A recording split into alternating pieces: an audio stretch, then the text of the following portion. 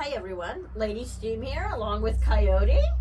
Welcome. In this video we're going to teach you how to make this really cool paracord jig. It's kind of a bonus project in your box of making this time, and then you're going to use that jig to make your two paracord projects. So let's get started and show you how it goes together. All right, let's talk about how to build your paracord jig. We don't even need a sample for this one. Let's go ahead and open up that bag, Coyote, and take a look at what we've got. All right.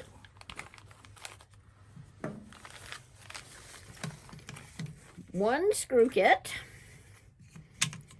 and they're upside down. 6 pieces of wood. Now this one you probably don't need, you certainly don't need to decorate. You don't need to sand it, but you can if you want to. And it comes with 6 3/8" screws and 6 nuts.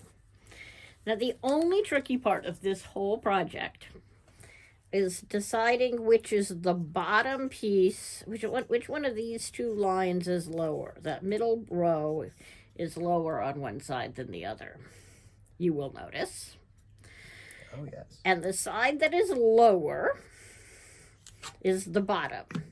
So we're going to take that and we're going to hook it to that. And this one is actually going to hook together semi-permanently. So if you really wanted to, you could actually glue these nuts in. You certainly don't have to. It will store much flatter if you don't. But this one we're not going to need to take apart. So,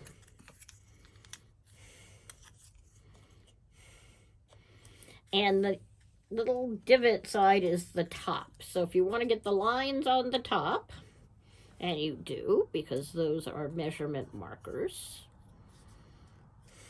make sure they face towards the little notch.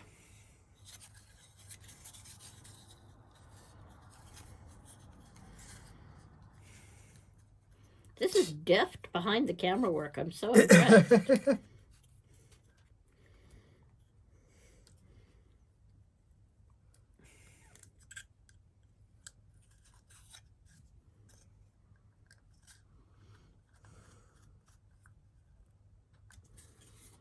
Okay, now notice you've got markers here, 1, 2, 3, 4, 5 inches long. Now, the other side, you get to decide the piece you want to use. And it depends how big your wrist is and your neck and what you're going to make. I'm going to recommend, if you're building all 3 projects from the box, that you build the bracelet first. If you have an adult-sized wrist, then 6 inches or a little bit longer is probably the one you want. If you have a child-sized wrist, then this one will get you to a minimum of 5 inches, which is probably okay for a kid.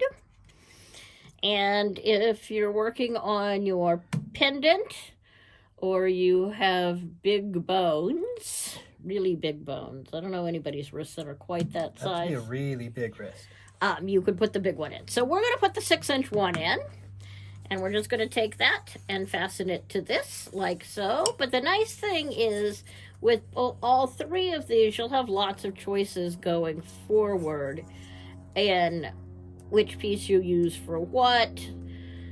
Just put the other 2 pieces, they're nice and flat somewhere, so you have them available to you.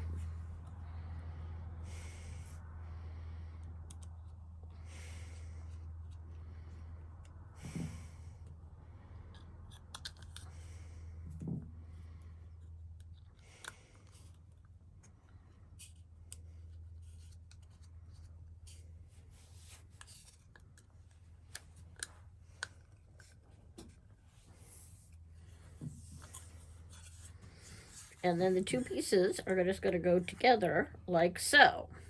Now, if you want to figure out how long your bracelet is going to be, what you'll do is just wrap a piece of paracord or a string or dental floss. Dental floss, yeah.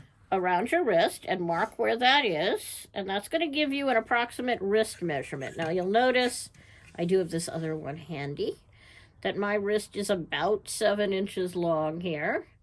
So I want this to be set at about 8 inches. I'm going to add an inch on for the band and the other pieces. So these are markers an inch out, and we start 1 inch out. So I'm going to set this right here for me.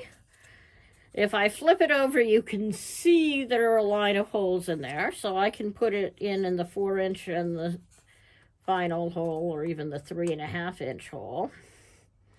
1 screw is probably plenty, but I gave you 2 just in case. And these don't glue because you're going to want to adjust this.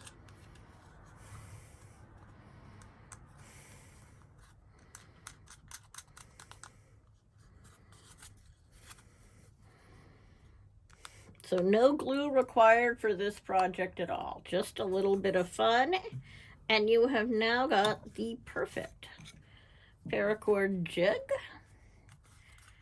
And you can use it to make your bracelets. So my suggestion is, next, if you're ready for more paracord fun, make the time cage bracelet. And we'll teach you some very basic paracord wrapping techniques in that one. All right, can't wait.